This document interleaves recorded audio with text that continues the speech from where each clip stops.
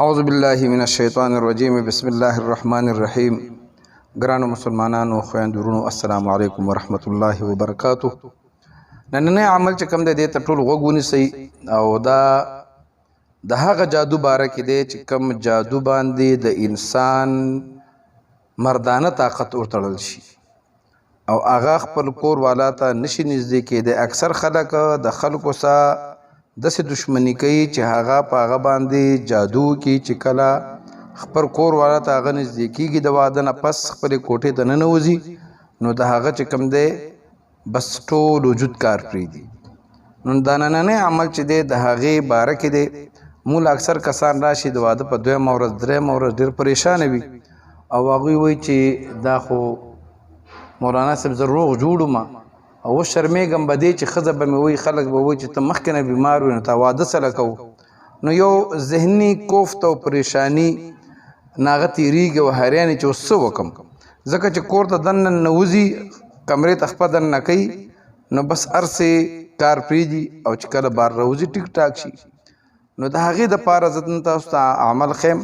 زما طرفه نه تاسو ټولو ته چې کوم دی عام اجازت دی که څوک په خپله به دې مرض باندې مبتلا وي یا څوک داسې خبر شي چې په رشتهدارانو کې ګاونډیانو کې دوستانو کې نو انشاءالله العزیز کوم عامل لا یا تعویض والا لا دې له به تک ضرورت دی. زما تاسو ته عام اجازت دی.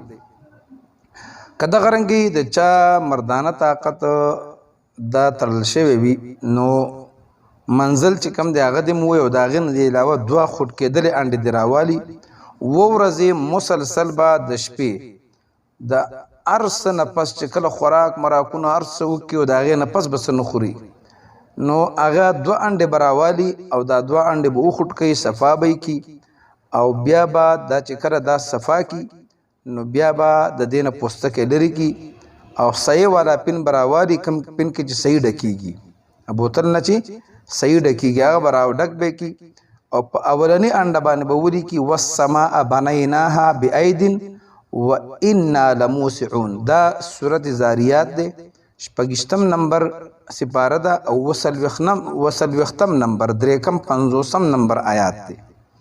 دا په یو انډه ولیکي او په دویمه انډه باندې به ولیکي والارض فرشناها فنعم الماهدون. دا دغه آیات نه پس 48 نمبر آیات دی 250 د قرآن شریف نه به دا ولیکي په دواړه انډه. اولنۍ انډه چې کومه ده والسماء بنیناها بأید وإنا لموسعون دا به سړی وخوري او دا بله انډه چې کوم دا به ښځه وخوري.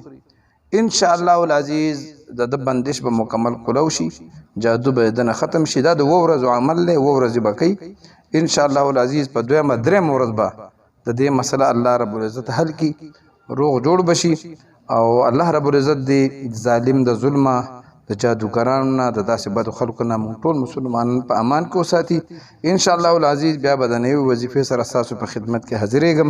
تر هغې پورې ستاسو نه اجازه غواړم د الله په امان.